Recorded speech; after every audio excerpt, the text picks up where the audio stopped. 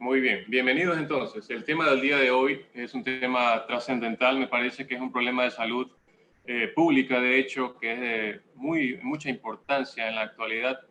Más que todo, veremos más adelante que está inclusive relacionado a el famoso coronavirus que nos está atacando en el planeta al día de hoy. Empezamos. El índice de esta exposición es breve, es sencilla, y vamos a abarcar los temas de sobrepeso y obesidad. Vamos a ver la gran diferencia que existe entre el concepto clásico y el concepto actual.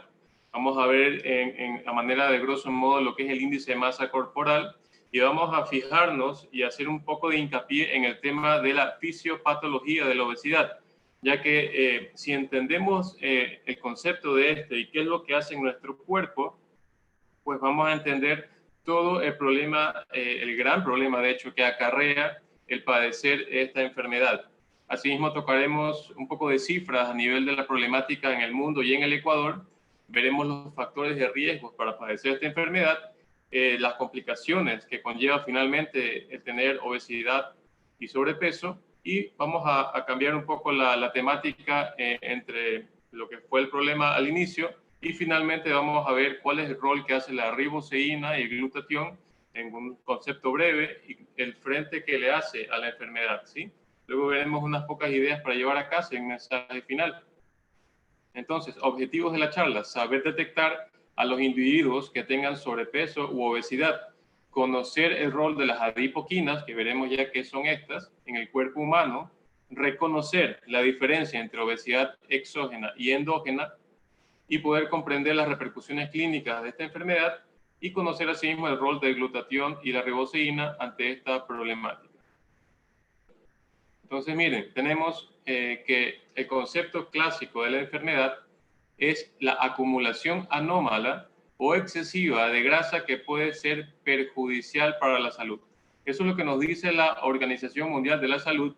Y fíjense que la OMS considera como entidad patológica al sobrepeso y a la obesidad solo desde 1997 y la Organización Americana de la Salud desde el 2013. Quiere decir que antes de eso ni siquiera se tenía en mira que esto podía ser un problema grande para nuestra salud.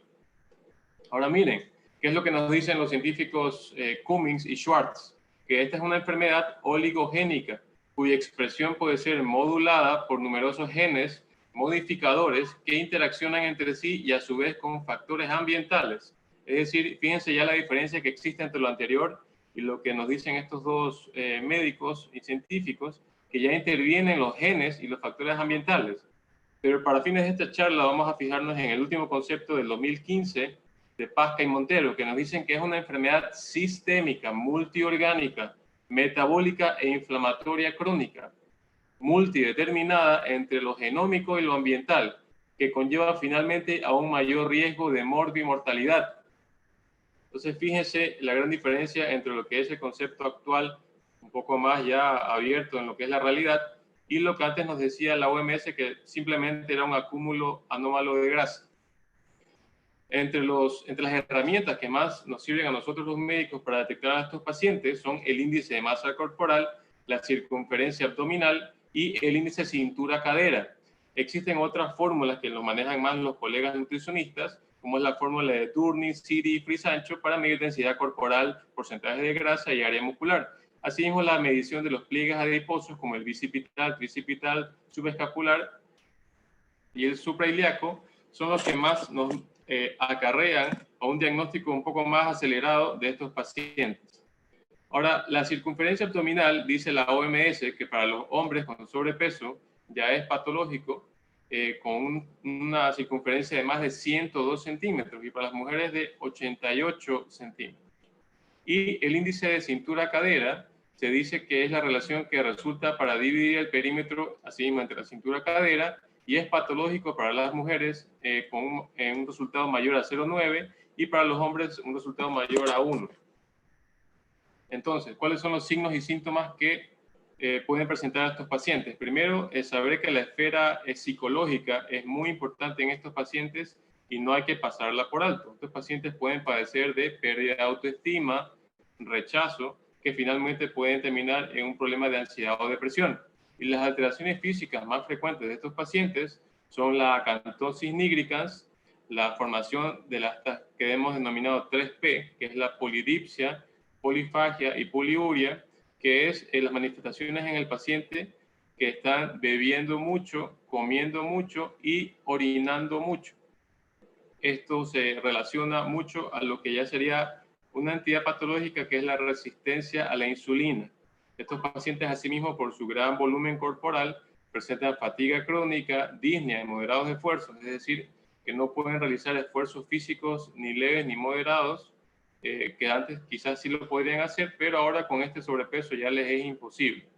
También presentan presión arterial alta, artralgia, que es decir, dolores articulares, infecciones fúngicas, es decir, por hongos en la piel, sobre todo en los pliegues, y presentan algunas alteraciones en laboratorio, como por ejemplo el colesterol muy elevado y los triglicéridos muy elevados. Ahora acá tenemos una imagen clara de lo que es la acantosis nigricans. Esto es una fotografía del cuello de un paciente que la presenta. Bien podría confundirse para un ojo no experto o no entrenado con una mancha quizás media oscura, pero es la manifestación clásica de la acantosis nigricans del paciente con resistencia a la insulina, que más adelante obviamente conlleva la obesidad. Ahora miren, la causa es sencilla en realidad, es un desequilibrio energético entre las calorías consumidas y las que se gastan. Recordemos que la Organización Mundial de la Salud lo denominó como la pandemia del siglo XXI para el año 2004 y acuñó el término de globesidad en el año 2011, ya que este problema cada vez iba hacia peor. Entonces, el desequilibrio energético se da por un aumento en la ingesta de alimentos y un descenso en la actividad física de todos los pacientes.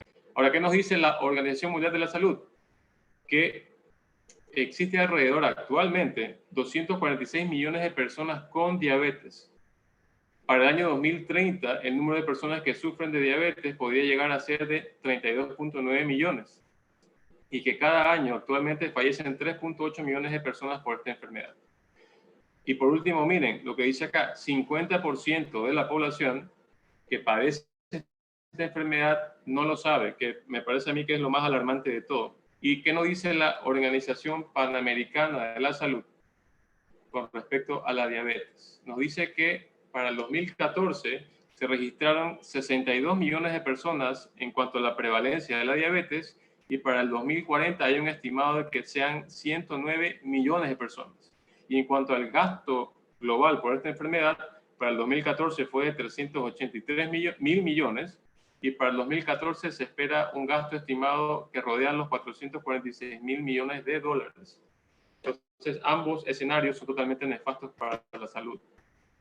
Entrando un poco más ya en el tema del diagnóstico, el índice de masa corporal es de hecho una fórmula matemática que fue desarrollada inicialmente por el matemático, sociólogo y estadística belga Adolf Quetelet, quien en 1841 desarrolló esta fórmula, que también se la conoce como epónimo en honor a él como índice de Quetelet. Entonces, ¿en qué comprende esta fórmula? En la división entre el peso para la estatura sobre 2. Y este índice de masa corporal, si bien es cierto, no es exacto, clasifica a las personas en infrapeso, normopeso, sobrepeso y obesidad, basándose exclusivamente entre la masa del individuo y su altura. Excluye edad, sexo, porcentaje de grasa corporal o la masa muscular. Quiere decir que si tenemos, por ejemplo, un joven de 25 o 26 años con un índice de masa de 26, supongamos, pero que tiene una gran cantidad de masa muscular y poca cantidad de grasa, no es que tenga un sobrepeso, sino que este paciente, siendo atleta, tiene esta característica especial. Entonces, por eso es que hacemos el énfasis de que no es exacto, hay que ver las otras características de los pacientes. Y bien, tenemos aquí el esquema final y actual de la índice de masa corporal, que nos clasifica al paciente en un bajo peso, en un peso normal, en sobrepeso y obesidad, siendo el índice normal entre 18.5 y 24.9. Sobrepeso ya se consideraría pasado el resultado del 25 y la obesidad se empieza a considerar desde el índice de masa corporal con un resultado de 30. Ahora, los pacientes que tienen un índice de masa corporal ya de 40 o más son pacientes que tienen obesidad mórbida y finalmente su salud está en bastante riesgo y posiblemente inclusive puedan necesitar lo que se denomina como la cirugía bariátrica, que es una de las opciones terapéuticas que existen al día de hoy. Este es un esquema que nos da la Organización Mundial de la Salud, donde podemos nosotros mismos hacer nuestro cálculo. Para un paciente de 90 kilos que mida 1,80, vemos que este paciente entraría en el rango de sobrepeso, ¿sí? Entonces, veamos un poco de la fisiología del adipocito, que sería nuestra célula grasa más que hay en mayor proporción en nuestro cuerpo. Su función básica es la de captar y almacenar el exceso de energía en forma de triglicéridos. Eso es lo que observamos a nuestra derecha, en la esquina inferior derecha. Todo lo que observamos en ese color amarillo sería el acúmulo de triglicéridos que tiene el adipocito. Ahora, también se le ha descubierto una función endocrina que tiene una función activa en el equilibrio energético entre los procesos fisiológicos y metabólicos del cuerpo. Se sabe que este adipocito secreta ciertas sustancias que se denominan citoquinas, y estas citoquinas son unas sustancias que van a modular ciertas funciones celulares, ya sea estimulando o inhibiendo estas funciones. Ahora, se sabe que existen alrededor de 600 adipoquinas, que son las citoquinas del adipocito, pero las más conocidas y las más estudiadas son la adiponectina y la leptina, en las cuales vamos a hacer énfasis para que conozcan su funcionamiento. ¿Qué tenemos de la adiponectina? Fíjense, regula el metabolismo energético, estimula la oxidación de ácidos grasos, reduce los triglicéridos plasmáticos circulantes y mejora el metabolismo de la glucosa mediante el aumento a la sensibilidad a la insulina. Es decir, que todos estos son unos efectos benéficos para la salud. Pero fíjense, en la fisiología mismo, existe una vía aferente y una vía eferente en relación a la leptina y al cerebro, es decir, a la función neuronal. La vía aferente serían todos los estímulos que van desde el aparato digestivo hacia el cerebro. Y la vía eferente sería la respuesta que da el cerebro hacia los órganos mediante este mismo estímulo, ¿sí? Entonces, las funciones básicas y basales las vamos a tener dadas por la leptina y la adiponectina. Sin embargo, las señales agudas van a ser dadas por la insulina, que es secretada por el páncreas, la grelina, que es una hormona secretada por el estómago, y el péptido Y secretado por el ilio en el intestino. Ahora, a nivel del hipotálamo, que es una zona específica del cerebro, hay un núcleo, es decir, un área específica denominado núcleo arciforme. Y este núcleo arciforme secreta ciertas neuronas conocidas entre unas como las proopiomelanocortina o POMC, y el péptido de transcripción regulada por la cocaína y anfetaminas o CART-T.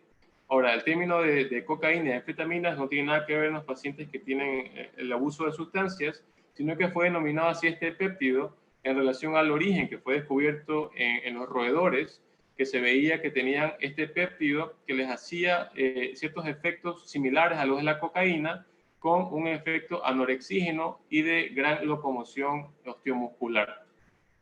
Asimismo, tenemos otras neuronas producidas en este mismo núcleo, como las neuronas del péptido Y y el péptido relacionado con la proteína agouti, conocido en su abreviación como AGRP. Ahora, las dos primeras que las tenemos como A van a dar la vía catabólica del metabolismo, y las que la tenemos como B van a dar la vía anabólica. Ahora, ¿qué significa la vía catabólica? Es cuando la célula necesita degradar moléculas para liberar energía. Y la vía anabólica tenemos lo contrario, que es cuando el cuerpo necesita construir moléculas y demanda un gran consumo de energía. Entonces, ¿en qué hace relación a todo esto? En que la vía catabólica, dada por las neuronas POMC y las CART, van a producir o van a secretar hormonas anorexígenas, es decir, que va finalmente a dar un resultado de un gasto energético y una pérdida de peso, ya que estamos consumiendo energía y ácidos grasos. Y la vía anabólica, dada por el neuropéptido Y y la proteína AGRP, van a secretar hormonas orexígenas. Quiere decir que nos va a llevar a la ingesta de alimentos y un aumento de peso. Ahora, ¿qué hace la leptina frente a toda esta vía catabólica y la anabólica? La leptina fortalece la función anorexígena, es decir, que va a hacer una ayuda en el gasto energético y en la pérdida de peso, mientras que va a inhibir a las hormonas orexígenas, las que nos hacen consumir más alimentos.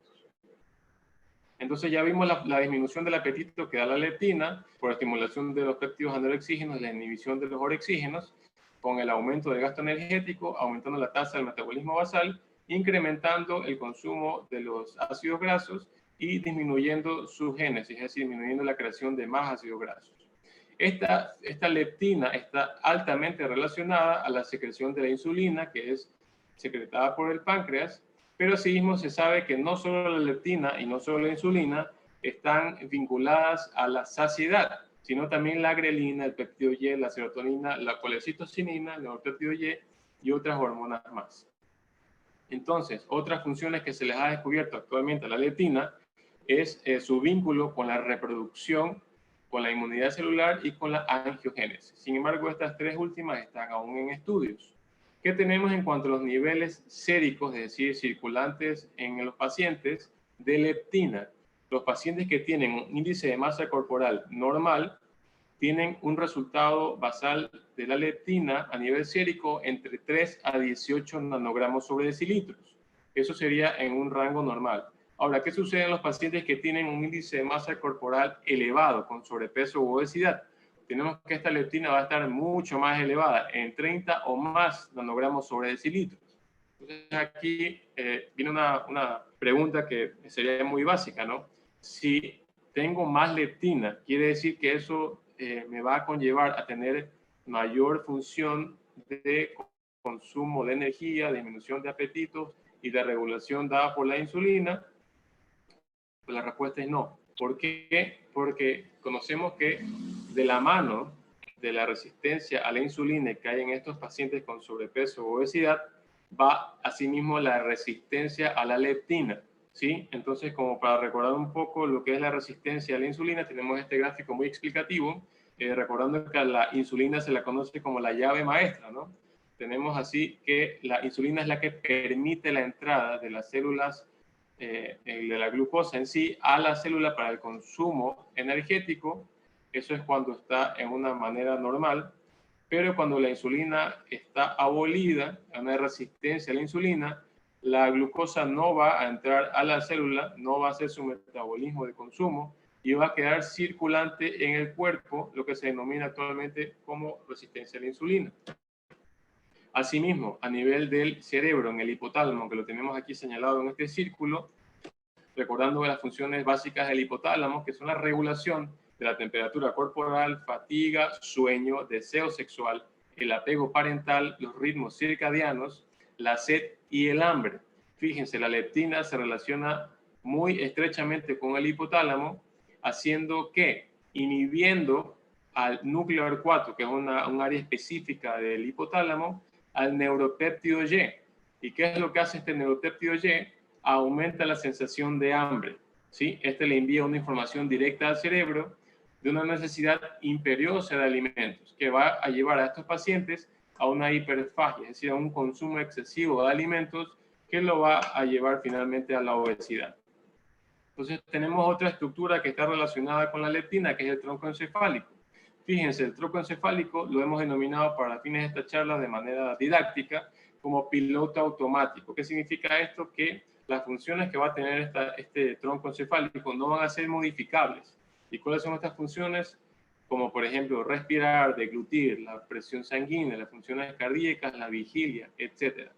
¿Qué sucede en este tronco cefálico que vemos que es poco accesible a modificaciones? Es aquí en donde se va a inhibir con mayor cantidad a la leptina, ¿sí? Y en los pacientes obesos con resistencia a la leptina, el estímulo inhibitorio va a ser aún mayor, ¿sí? Convenciendo al cerebro por parte doble, recordando que ya tenemos la acción del neuropéptido Y, de que necesita mucho alimento y el paciente finalmente va a recurrir a la hiperfagia nuevamente, ¿no? Es decir, el cerebro va a tener una información falsa de que se muere de hambre, entre comillas, como lo tenemos acá, que va a hacer que consuma en demasía cualquier tipo de alimentos. Otra relación que tiene la leptina es con la artrosis, ¿sí? Se sabe que en la obesidad estos pacientes finalmente por la base biomecánica, es decir, por el exceso de peso, las articulaciones y el cartílago va a sufrir, haciendo finalmente un proceso inflamatorio, pero se sabe que existe una base metabólica que está relacionada a la leptina. ¿Qué sucede? Que la liberación de estos factores sistémicos, como las adipoquinas que hemos visto ya, cuando están en un trastorno ya de inflamación, es decir, cuando el paciente ya tiene la resistencia a la leptina, estas adipoquinas van a hacer una función inflamatoria. Ya no va a ser beneficiosa para la salud, sino que va a acarrear inflamación primero a nivel local y luego a nivel sistémico, aumentando así el estrés oxidativo a nivel global del paciente, ¿sí? Y estas sustancias inflamatorias finalmente van a hacer que el paciente presente una degeneración articular, agregando ya a la base biomecánica del sobrepeso sobre la articulación. Ahora, el desbalance de la leptina y de la adiponectina, como les había mencionado ya, ahora va a ser inflamatoria cuando ya está todo esto desequilibrado. Y esto va a ser, lo pongo acá como ejemplo, a la tormenta de citoquinas que se ha hablado bastante relacionado al coronavirus y al SARS-CoV, ¿sí? Recordando que las citoquinas en realidad son moduladores de ciertas funciones celulares, pero cuando salen en un nivel descontrolado, va a haber un exceso de citoquinas circulantes, van a ser un componente inflamatorio sistémico y muy perjudicial para estos pacientes, que en el ámbito de la obesidad y el sobrepeso se denominará como lipoinflamación. ¿Sí? Esta inflamación primero va a ser local, propia del adipocito, pero luego, mientras va aumentando este problema de la obesidad, esta inflamación será finalmente sistémica. Ahora, ¿cómo se desarrolla el adipocito? A partir de una célula precursora, como toda célula, ¿no? Primero va a ser inmadura, un preadipocito, para finalmente ser un adipocito maduro, como lo tenemos acá en nuestra gráfica. Ahora, ¿cómo crece este adipocito? Por dos mecanismos, por la hipertrofia y por la hiperplasia. La hipertrofia es el aumento de volumen de la célula, es decir, que los triglicéridos que contienen, lo amarillo que vemos en la gráfica, cuando va a haber un exceso de alimentación, cada vez este acúmulo va a ser mayor, haciendo que la célula se hipertrofie. Pero existe otro mecanismo que es la hiperplasia, que es decir, el aumento del número de sus células. ¿Sí? Son bastante distintas entre ambas. Ahora, ¿qué sucede con este adipocito? Que cuando llega a un umbral máximo, es decir, un tamaño donde ya no puede más, no puede crecer más, de la hipertrofia se pasa a la hiperplasia.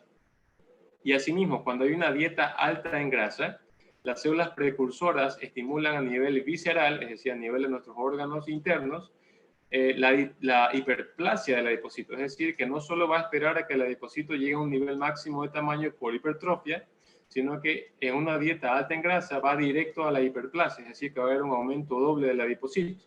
Y un adipocito hipertrofiado es un adipocito que es igual a un adipocito disfuncional, es decir, todas sus funciones que vimos inicialmente que eran fisiológicas van a estar ahora alteradas. ¿Y cuáles son sus expresiones mayores del adipocito disfuncional? Pues la resistencia a la insulina y la lipoinflamación, que va a acarrear a un estrés intracelular aumentado. Ahora recordemos que la grasa visceral aumentada tiene un riesgo altísimo de riesgo cardiovascular muy elevado. En esta gráfica vemos en el lado izquierdo un riesgo menor o casi nulo cuando el tejido celular subcutáneo está normal, la grasa visceral también está normal y asimismo el retroperitoneo. Pero cuando ya vamos aumentando el volumen, principalmente el nivel de la grasa subcutánea, miren que la grasa visceral aún no está aumentada tanto, hay un riesgo moderado. Pero miren en la gráfica donde dice riesgo mayor. Quizás el celular subcutáneo no está tan aumentado, pero sí la grasa visceral, siendo esta el mayor riesgo cardiovascular que pueden tener estos pacientes. Ahora, los adipocitos en el adulto crecen activamente por la hipertrofia, ¿sí? Y miren lo que dice acá, el número de adipocitos permanece totalmente alcanzado hasta la adolescencia. Esto nos dice que la importancia en la prevención del sobrepeso y la obesidad en los niños adolescentes es máxima, ya que a menor cantidad de sobrepeso en nuestros niños o en nuestros adolescentes, vamos a tener asimismo un mayor control de los adipocitos en la vida adulta, teniendo así entonces que la baja de peso en la adultez solo será la disminución del volumen del adipocito, más no del número de las células grasas, ¿sí? Ahora, el adipocito en la niñez, en cambio, esto es al revés, crece por hiperplasia, ya que estos pacientes están en constante evolución y crecimiento, están sujetos a la adipogénesis, que sería la creación de estas células adiposas.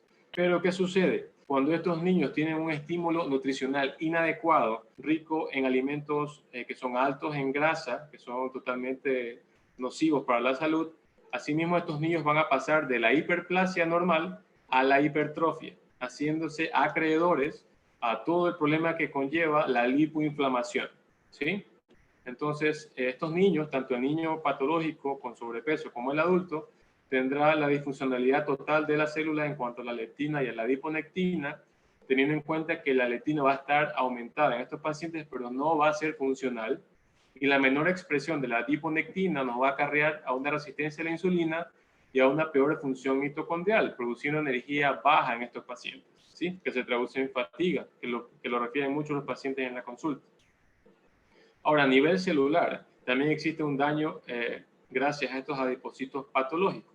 Va a haber un mayor estrés a nivel de retículo endoplasmático, va a haber una mayor lipólisis basal que va a acarrear problemas o alteraciones en la estructura de la célula, en el citoesqueleto, y también va a haber un problema que se denomina como la hipótesis del sobreflujo. ¿Cuál es este sobreflujo? Es el sobreflujo exclusivamente del triglicérido. Cuando el adipocito ya no puede almacenar más triglicéridos, va a empezar a enviar estos triglicéridos a otras células o a otras estructuras que no están aptas para este almacenamiento, y esos tejidos van a ser obviamente ectópicos. Y finalmente, los triglicéridos en los tejidos ectópicos, va a ser un grado de lipotoxicidad muy aumentado en estos pacientes, ¿sí? La lipotoxicidad va a aumentar asimismo la lipoinflamación de base que ya teníamos, haciendo que este problema solo aumente. Tenemos aquí un esquema de la célula en donde vemos todas las organelas que son más afectadas, como el retículo endoplasmático liso, el rugoso, la mitocondria y la membrana celular. Tenemos aquí el retículo endoplasmático con sus sáculos característicos, que recordemos que entre sus funciones más básicas son la producción de ácidos nucleicos y proteínas, que van a ser exclusivamente importantes en la función antioxidante de la célula, ¿sí? Tenemos asimismo la base mitocondrial, esta es nuestra mitocondria, que es el origen o es nuestra fábrica de energía intracelular, que también va a ser afectada por el metabolismo alterado de los adipocitos, y también la membrana basal, recordando que es una bicapa fosfolipídica, es decir, a base de lípidos. Y los adipocitos alterados o patológicos van a hacer que esta bicapa de fosfolipídica vaya a ser alterada, es decir, va a estar enferma, por así decirlo, dando problemas estructurales en el citoesqueleto que van a acarrear en problemas de salud muy importantes, ¿sí?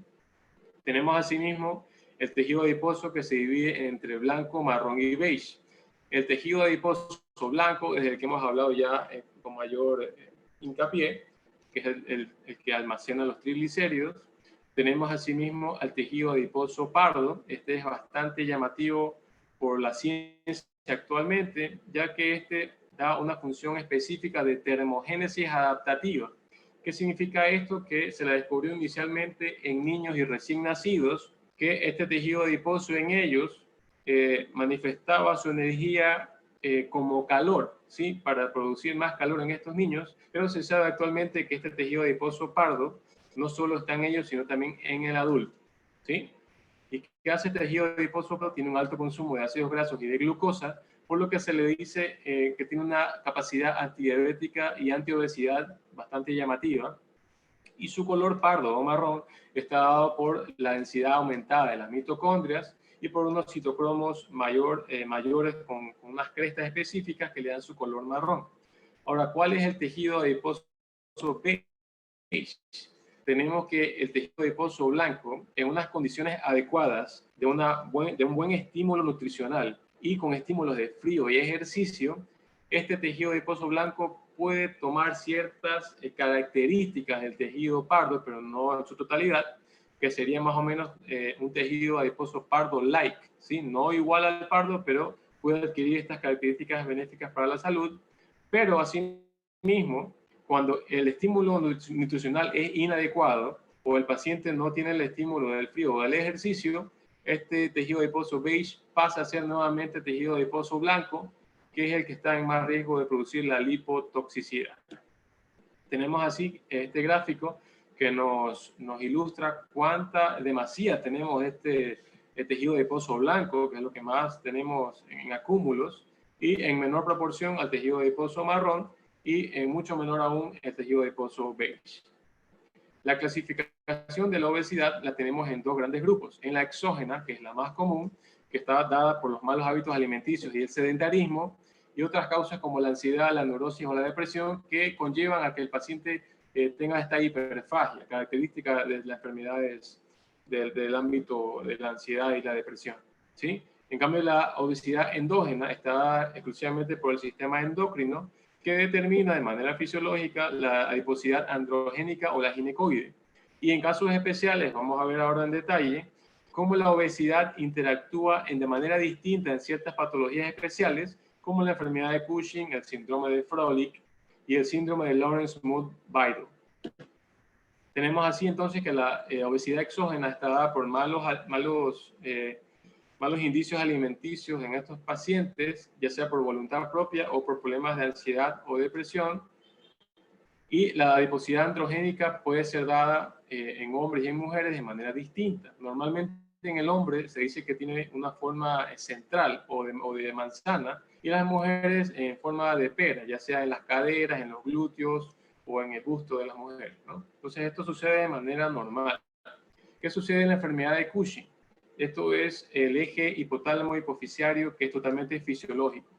El hipotálamo genera la hormona liberadora de corticotropina, que estimula la hipófisis para que a su vez secrete la adrenocorticotropina y finalmente vaya a estimular a las glándulas suprarrenales para que produzcan cortisol, ¿sí? El cortisol es necesario para nuestro funcionamiento normal en los pacientes que no tienen ningún problema con este eje, pero cuando este eje se torna anómalo o patológico, va a haber un sobreestímulo de todas estas estructuras, produciendo una mayor excreción o secreción del cortisol. Recordemos que el cortisol es denominado también como la hormona del estrés. Entonces, estos problemas van a ser denominados como la enfermedad de Cushing, que puede ser exógeno o endógeno. El principalmente es el iatrogénico, que es cuando los pacientes con ciertas patologías, como por ejemplo enfermedad de lupus eritematoso sistémico o de artritis reumatoide, toman muchos corticoides, o inclusive los pacientes con asma pueden tener estas características del paciente cushinoide. Y asimismo el Cushing endógeno, que quiere decir que no es por administración de fármacos de corticoides, sino por un problema interno. ¿Cuál es este problema interno? Por lo general es un tumor, por lo general benigno, que es el adenoma, que lo tenemos acá en un 70%, que va a hacer que esta hipófisis vaya a ser una hipófisis patológica, aumente de tamaño, aumentando los estímulos que acabamos de mencionar. Ahora fíjense, la enfermedad de Cushing en estos pacientes va a cursar con obesidad, pero esta obesidad va a ser más marcada en la cara y el torso. Se le denomina como cara de luna llena o la plétora facial, ¿sí? Estos son términos médicos característicos de estos pacientes. Va a tener en algunas ocasiones el acúmulo de grasa entre los hombros, como la joroba de búfalo, que así se denomina en medicina. Pueden tener acné, infecciones de la piel o alopecia, que es la caída del cabello. Las estrías púrpuras características, ya sea en el abdomen, mamas, brazos o muslos. Pueden tener hematomas de fácil aparición, debilitamiento de los huesos, inclusive con fracturas.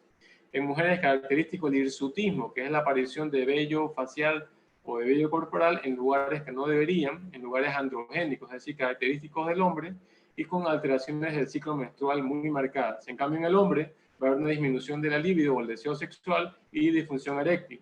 Otros síntomas asociados a estos pacientes pueden ser la depresión, la ansiedad, la fatiga, el dolor de cabeza o cefalea, hipertensión arterial y la diabetes mellitus, ¿sí? Entonces, fíjense, en esta gráfica, en el lado izquierdo, donde están estas cuatro fotos del paciente, es una paciente femenina, ¿sí? Pero fíjense que tiene a nivel del labio superior vello, que no debería estar ahí, que es una característica del hombre, ¿no? Pero en estas mujeres se torna característico por la enfermedad de Cushing como hirsutismo. También presentan un patrón de caída de cabello androgénica, característica del hombre. Se ven también las estrías rojo-vinosas y las infecciones, en este caso, que han sido por hongos. ¿Por qué las infecciones por hongos? Porque tenemos que el estímulo suprarrenal va a ser que genere mayor corticoide circulante, y el corticoide es un conocido inmunosupresor. El hirsutismo va a ser dado por el aumento de hormonas andrógenas en estas pacientes femeninas, y la diabetes mellitus, que es característica de estos pacientes también, va a ser dada ya que el cortisol es una hormona de contrarregulación de la insulina, dando como resultado, en manera proporcional, la resistencia a la insulina en estos pacientes que tienen esta enfermedad. Ahora, en la segunda gráfica, que podría hacerse pensar que es una paciente femenina, pero no, es un paciente masculino que tiene este patrón de acúmulo de grasa en el pecho, que le da una connotación de ginecomastia, es decir, el crecimiento del tejido adiposo pectoral en los pacientes, y también fíjense la cantidad de tejido adiposo en la grasa abdominal. Fíjense que asimismo en los brazos, piernas y glúteos hay casi que nula esta adiposidad, ¿sí? Dando estos signos característicos de la enfermedad. Acá también observamos más claramente la cara de luna llena, que es debido al volumen de la cara, no se le pueden observar los pabellones auriculares a estos pacientes, dando así el nombre o el epónimo que hemos mencionado. Tenemos asimismo el síndrome de Froelich o la distrofia adiposo-genital, que una vez más incurre en la obesidad, pero vinculado a otras entidades clínicas como el hipogonadismo o el retraso de desarrollo y de crecimiento sexual. Puede haber enanismo por un déficit de crecimiento óseo. En hombres es más fácil detectar esta enfermedad porque va a haber voz infantil, puede haber un micropene o una ginecomastia, ¿sí? Ahora, la gráfica que vemos aquí a nuestra derecha es un paciente masculino. Fíjense que tiene un patrón de depósito de grasa femenino, pero es un paciente masculino. ¿Cuáles son las causas de este síndrome de Froelich? Pues, una vez más, los problemas del hipotálamo, de la hipófisis, y en menor proporción por infecciones de meningitis, encefalitis o toxoplasmosis. Pero la mayor cantidad de casos que se ha visto es por problemas en la hipófisis. Y ahora ustedes dirán, entiendo el hipogonadismo, el retraso del crecimiento, pero ¿por qué la atrofia óptica y ceguera que la tenemos acá? Pues fácil, porque a nivel de la hipófisis que va a haber en este tumor que acabamos de mencionar, justo a nivel de este vamos a tener el entrecruzamiento de la vía óptica, que se denomina como quiasma óptico, y al entrar en contacto y en crecimiento el tumor de la hipófisis va a afectar este quiasma óptico, dando estos problemas visuales en los pacientes, ¿sí? Por último, tenemos al último síndrome que vamos a mencionar con respecto a la obesidad endógena, que es el síndrome de Lawrence-Moon-Beidel, ¿sí? Una vez más tenemos vinculada la obesidad, pero unida a hipogonadismo, estatura corta, malformaciones del cuello, capacidad intelectual deficiente, degeneración central de la retina, también puede incurrir ceguera. También a estos pacientes se les ha descubierto polidactilia o sindactilia. Y la causa más frecuente de este síndrome es genética, ¿sí? Muy diferente a las dos anteriores. Y fíjense que la polidactilia es el número mayor de dedos, ya sea en manos o pies, dedos supernumerarios, y la sindactilia es la fusión de estos dedos, ¿sí? Que se observa muy bien en la gráfica. Ahora, ¿qué dice la Organización Mundial de la Salud con respecto a la obesidad en el mundo? En los adultos tenemos que en el año de 1975 la obesidad se ha triplicado hasta la actualidad, y así en el 2016 se detectó en adultos de 18 o más años que existían más de 1.900 millones de pacientes con sobrepeso y más de 650 millones con obesidad. Asimismo, en niños entre 5 a 19 años pasó del 4% que había en 1975 a más del 18% en el 2016. Esto con respecto al sobrepeso, que fue casi equivalente entre niños y niñas, con 18% niñas y 19% para niños. Y asimismo, en 1975 había menos de 1% de niños y adolescentes menores de 5 a 19 años con obesidad, pero en el 2016 se hallaron 41 millones de niños menores de 5 años con sobrepeso u obesos, y más de 340 millones de niños entre 5 a 19 años con sobrepeso u obesidad. Asimismo, en el Ecuador, sabrán ustedes que en nuestro país no hay mayores estudios ni estadísticas, pero en esta encuesta del 2012 tenemos que alrededor de 4.854.363 personas incurrían con sobrepeso o obesidad, que más o menos daba a un 62.8% de la población. Las mujeres incurrían más en obesidad y los hombres más en sobrepeso. Ahora, todas las regiones del Ecuador se encontraron una prevalencia aumentada del sobrepeso y obesidad. Y la mayoría de estos pacientes ya habían tenido una o dos problemas con respecto a la isquemia del corazón, resistencia a la insulina, diabetes, enfermedades cerebrovasculares o enfermedad renal e hipertensiva, ¿sí? Ahora, los factores de riesgo para tener obesidad o sobrepeso son básicamente la falta de actividad física o sedentarismo, la dieta poco saludable, que en la actualidad tenemos a las bebidas azucaradas que están en el top de la lista, y a la sobrecarga laboral. Ahora, ¿qué tiene que ver la sobrecarga laboral? Que la persona que trabaja 8, 10, 12 horas va a tener poco alcance de tener una actividad física, ya sea en la mañana o en la noche. Las condiciones sociales y económicas que afectan a la población en general para padecer esta enfermedad son el poco acceso a áreas seguras para hacer ejercicio, la falta de ingesta de frutas, vegetales y frutos secos, un alto consumo de alimentos procesados y empaquetados, el alto consumo de bebidas alcohólicas con una gran cantidad de kilocalorías que finalmente no se queman en estos pacientes. Los medios de transporte tienen mucho que ver, ya que antes quizás la gente se transportaba en otros medios, que por ejemplo la bicicleta, que quizás tenían más acceso a tener alguna actividad física durante el día, pero ahora quizás el 90% se traslada ya sea en moto, bus o a un automotor particular.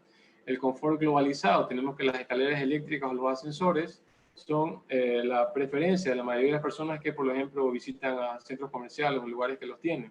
Ya muy pocos de ellos suben las escaleras que son las normales o antiguas, ¿sí?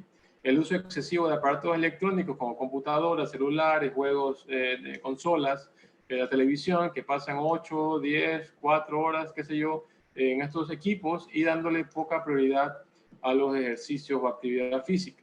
Ahora, estos dos últimos puntos son de gran importancia, que es la obesidad como expresión de estilo de vida y a la nueva enfermedad y a la aceptación de la obesidad debido a un patrón cultural de belleza, pero obviamente esto es una información que no es la correcta, por una influencia de medios de comunicación o redes sociales. Traemos a colación a la revista Cosmopolitan, que en el año 2018, me parece, tenía en su portada a esta modelo XXL Tess Holiday, ¿sí? Que si bien es cierto, hacemos énfasis en que la aceptación social de estos pacientes, ya sea independiente de su sexo, religión o talla, está bien que sean aceptados en la sociedad, pero decir que estos pacientes con esta cantidad de sobrepeso en cuanto a la salud es algo normal o bien visto, pues obviamente en esta charla hemos visto que la respuesta es no. Tiene una gran connotación fisiológica negativa el tener este volumen corporal, ¿sí? Ahora, las complicaciones finales que da esta enfermedad es la enfermedad cardiovascular, ya sea por hipertensión, insuficiencia cardíaca, la enfermedad tromboembólica, ya sea por la trombosis venosa profunda o el tromboembolismo pulmonar, que es muy frecuente en pacientes obesos. Vamos a tener trastornos de la reproducción. En los hombres vamos a tener un descenso de las hormonas sexuales masculinas como la testosterona y un aumento de los estrógenos. Y en las mujeres van a tener ciclos menstruales totalmente anómalos, muy vinculados al síndrome de ovario poliquístico, que a su vez está muy vinculado a la resistencia a la insulina y por ende también a la diabetes mellitus. Tenemos que las dislipidemias van a ser muy marcadas en estos pacientes, teniendo el colesterol HDL, que es beneficioso para nuestra salud, muy bajo, y el LDL, que es el nocivo, vamos a tener que va a estar muy elevado, ¿sí? ¿A qué acarrea todo esto? A que el paciente finalmente pueda tener una enfermedad de arteriosclerosis. La diabetes mellitus, que ya la hemos mencionado, entre sus complicaciones puede ser la insuficiencia renal crónica, que va a necesitar eventualmente de hemodiálisis. Estos pacientes también pueden presentar complicaciones como pie diabético y amputaciones.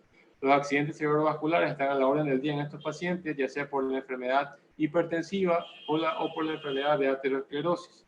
El apnea obstructiva del sueño, dando problemas a nivel de hipersomnia el diurno en estos pacientes, y la fatiga crónica, que también ya la hemos mencionado antes, la hepatopatía grasa no alcohólica, es decir, la enfermedad del hígado por esteatosis, no por alcoholismo, sino por depósitos de grasa, que finalmente va a dar una insuficiencia hepática. Todas estas patologías anteriores, finalmente vamos a tener que estos pacientes, por su gran volumen corporal, sumados a estas enfermedades, pueden estar postrados, ¿sí? Y esta postración pueden dar complicaciones como úlceras de presión, denominadas como escaras. Estas escaras se pueden infectar y las infecciones pueden ser menores o mayores, como también la sepsis de partes blandas, ¿sí?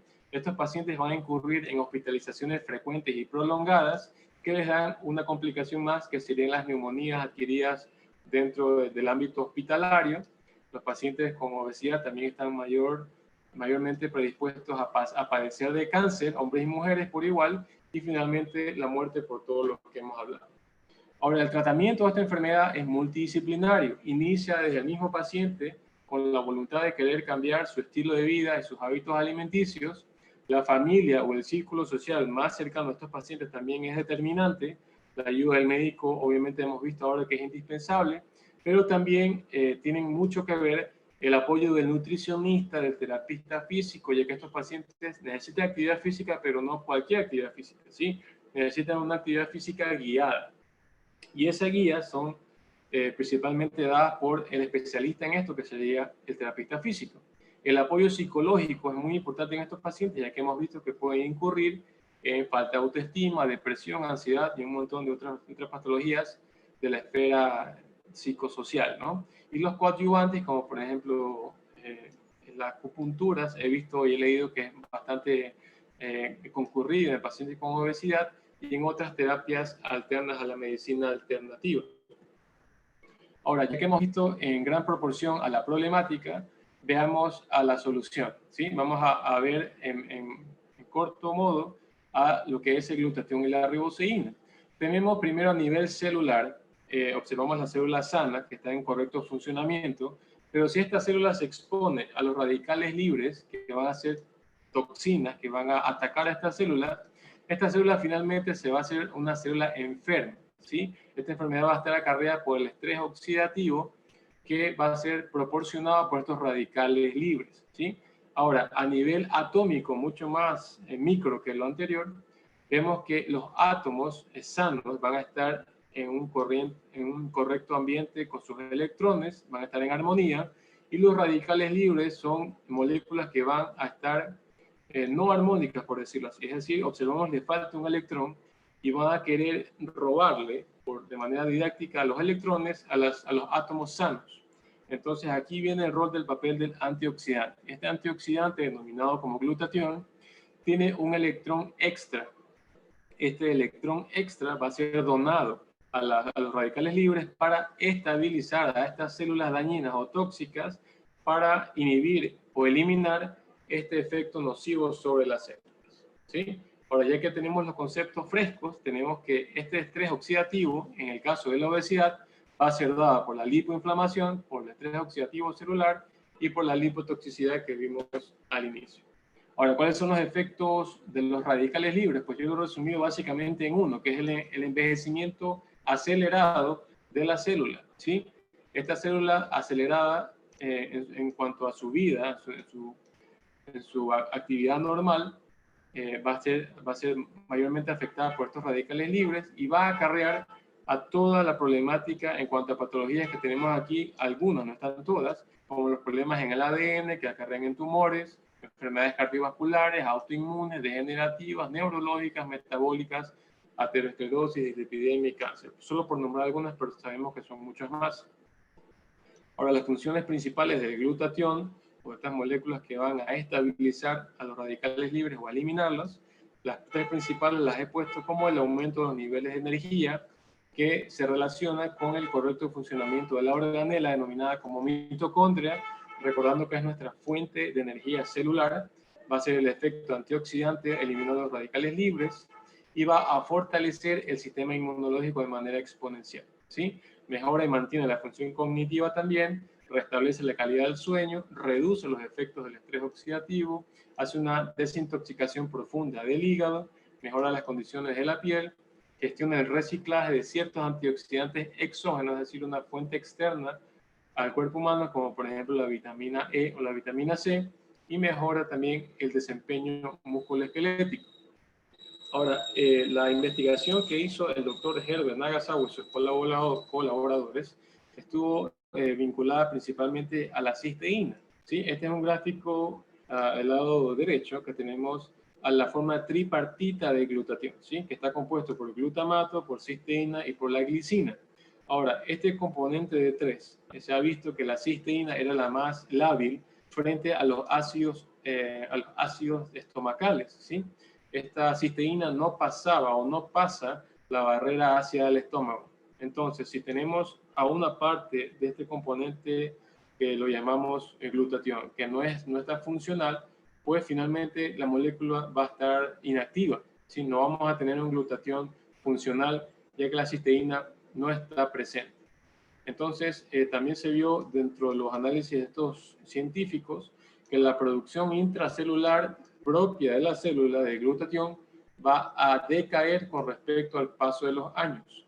Se sabe que hasta los 20 años va a haber un 100% de biodisponibilidad de esta molécula, pero por cada década de vida que pasa el paciente, ya sea los 30, 40, 50 años o más, vamos a ver que hay un déficit aproximado del 15% de esta molécula. Es decir, que para un paciente de 40 años va a tener un déficit basal de un 30% de glutatión, esto sin contar que tenga alguna patología que lo lleve a un proceso de estrés oxidativo global o sistémico que pueda inclusive aumentar el déficit de glutatión en estos pacientes, ¿sí? Entonces el resultado de la investigación aquí lo ponemos de manera simple, pero sin embargo esto se demoró alrededor de 25 años en desarrollarse. Tenemos que los científicos englobaron a la cisteína, que era lábil o frágil, en un componente que resiste a esta acidez estomacal, que fue la ribosa. Entonces así tenemos la creación de la riboseína, que es la unión de ribosa con cisteína, y una vez que los pacientes entran en contacto con esta riboseína, una vez que pasan la barrera ácida del estómago, ya este glutatión se torna biodisponible una vez más en estos pacientes, pudiendo recuperar de manera exponencial y según las dosis adecuadas para cada individuo, la mayor proporción y beneficios de glutatión en estos pacientes. Entonces, bien, vamos a hablar un poco de dos productos en específico de la línea de Max International con respecto al glutatión y a la obesidad y el sobrepeso, ¿sí? Vamos a empezar primero con la ribosa. Tenemos que la ribosa es una pentosa o monosacárido de 5 átomos de carbono cuya función específica es la de proveer a la célula de ácidos nucleicos y de síntesis de proteínas, ¿sí? Que van a ser esenciales para la formación de ARN o ATP. ¿Sí? El ATP sabemos que es el adenosin trifosfato y va a ser específicamente importante para la mitocondria, ya que este adenosin trifosfato produce la energía. ¿Sí? Tenemos asimismo a la L-carnitina, cuya función básica es la de transportar los ácidos grasos hacia la mitocondria, ¿sí? Produciendo asimismo que el exceso de lípidos circulantes vaya a ser menor en estos pacientes. Tenemos así, una vez más, a la riboseína que está presente en Max ATP, como se denomina este producto, que ya sabemos que es la molécula que nos hace disponible este glutatión intracelular para la función antioxidante en nuestras células. Asimismo tenemos al Panax ginseng, que es un componente milenario, de hecho, conocido hace muchos cientos de años. Es una raíz muy importante cuyos efectos en la medicina son muy llamativos, ya que estimula el sistema inmunológico, mejora el rendimiento energético celular y mejora la calidad de las hormonas sexuales, inclusive en hombres y mujeres. Se sabe que actualmente hay ciertos estudios que dicen que puede ser muy beneficioso con respecto a la diabetes mellitus y un componente anticancerígeno importante. Pasamos al extracto de té verde, que asimismo es una medicina milenaria importante de muchos años atrás. Este té verde en su extracto tiene a la molécula de la teanina. La teanina disminuye el daño tisular ante los estímulos del estrés, mejora la función cognitiva y estimula a las células a utilizar los ácidos grasos almacenados, ya sea en el adipocito o en lugares ectópicos en los pacientes con sobrepeso, para poder hacer un mayor, que se traduce en un consumo de energía mayor, ¿no? También se sabe que el extracto de té verde disminuye el colesterol LDL, que es el nocivo para nuestra salud. Pasamos asimismo a la rodiola rósea, que es una planta que se le encuentra en las regiones frías del planeta, como por ejemplo en el Ártico o en el Himalaya. Esta rodiola rósea es un adaptógeno. ¿Qué es un adaptógeno? Es una sustancia que aumenta la resistencia al estrés, ya sea físico o emocional, mejorando así el rendimiento físico, disminuyendo por ende también la fatiga en estos pacientes. Tiene un alto contenido de flavonoides, que son unos pigmentos con función antioxidante, que son muy beneficiosos ante la cefalea, depresión, anemia y caída del cabello. Tenemos asimismo a la quercetina, que es un flavonoide que lo encontramos principalmente en las cebollas. Esta quercetina es un potente antioxidante que tiene también propiedades quelantes importantes. La coenzima Q10 tiene asimismo funciones antioxidantes importantes y tiene un rol básico en la producción del ATP, que es el adenosín trifosfato, para la producción de energía. La serie de las vitaminas D que tiene el ATP involucra la tiamina, la niacina, la riboflavina, el ácido pantoténico, la piridoxina y la biotina, que todas estas en conjunto, en su conglomerado, van a convertir a los nutrientes circulantes que hayamos ingerido para poder traducirlos en energía, ¿sí? Que es lo que degradan ácidos grasos, carbohidratos y aminoácidos, ¿sí? Ahora, los oligoelementos o los minerales que contienen el Max ATP también son de gran importancia en estos pacientes, ya que, por ejemplo, tenemos así que el magnesio participa en más de 300 reacciones bioquímicas a nivel celular. Este también forma parte activa de la maduración de los glóbulos rojos y los glóbulos blancos y estimula al sistema inmunológico. Se sabe también que el cobre actúa a nivel de la interfaz neuronal, mejorando la sinapsis entre las neuronas, tiene un rol importante en el transporte del hierro vinculado a los eritrocitos y interviene también en el metabolismo de los ácidos grasos y la glucosa. Finalmente tenemos al cromo, que es otro mineral que optimiza la acción de la insulina y tiene una función protectora a la neurona. Tenemos el otro producto que vamos a mencionar el día de hoy con respecto a la riboceína, y los productos de Max International, al Max Infuse. Tenemos, si bien es cierto que el Max Infuse no contiene la riboceína, pero es un componente nutricional esencial para poder potenciar los efectos de la riboceína en estos pacientes. Es decir, que como observamos, hay una gran cantidad de vitaminas y componentes antioxidantes conjunto con los oligoelementos aumentados como el selenio, el zinc y el manganeso, que van a poder potenciar o eliminar de mejor manera toda la toxicidad celular que pueda existir en estos pacientes con el sobrepeso o la obesidad. Inclusive se dice, ya que he hablado con muchos colegas nutricionistas, que tranquilamente podría reemplazar una de las comidas del día si es que los pacientes no tienen acceso a la hora de su comida, lo tienen muy limitado. En vez de comer algún alimento rico en grasas o una comida chatarra, bien podrían suplementarlo, o reemplazarlo por una dosis de Max Infuse que van a tener muchas más vitaminas y nutrientes que cualquier otra comida chatarra, ¿sí? Entonces, vemos que asimismo Max International nos permite vincular a estos dos elementos, a estas dos grandes armas en la guerra contra el sobrepeso y la obesidad para tener un mejor resultado en estos pacientes. Asimismo, tenemos que el Max ATP puede ser vinculado al Max One, que básicamente contiene riboceína pura, o al Cellgevity, que tiene riboceína con 12 otros antioxidantes más, que van a potenciar una vez más los efectos antioxidantes en las células, ¿sí? Y por qué no vincular a la nutrición ejemplar del Max Infuse con asimismo con Max One o Cellgevity, ¿sí? Todo esto recalcando a que el paciente tiene que hacer un cambio en su vida radical, ¿no? Es decir, que tiene que tener una mejor nutrición, tiene que haber de base un ejercicio físico diario, tiene que estar guiado por nutricionistas y por todo el componente médico para que estos suplementos puedan hacer el efecto benéfico que queremos en los pacientes. Entonces, tenemos hasta ahora que hemos cubierto todos los objetivos de la charla que mencionamos al inicio de la noche de hoy.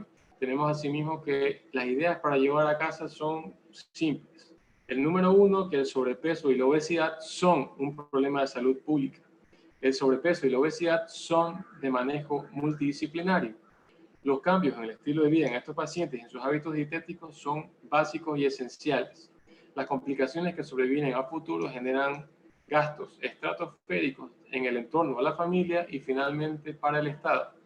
Y la inclusión de riboceína, que está en el ámbito de Max International únicamente, puede ser crucial para el manejo óptimo de esta patología del sobrepeso y la obesidad, recordando que riboceína es exclusivo de Max International. Por último, y no menos importante, sabemos que al día de hoy, 21 de marzo, aún vivimos en pandemia por el coronavirus.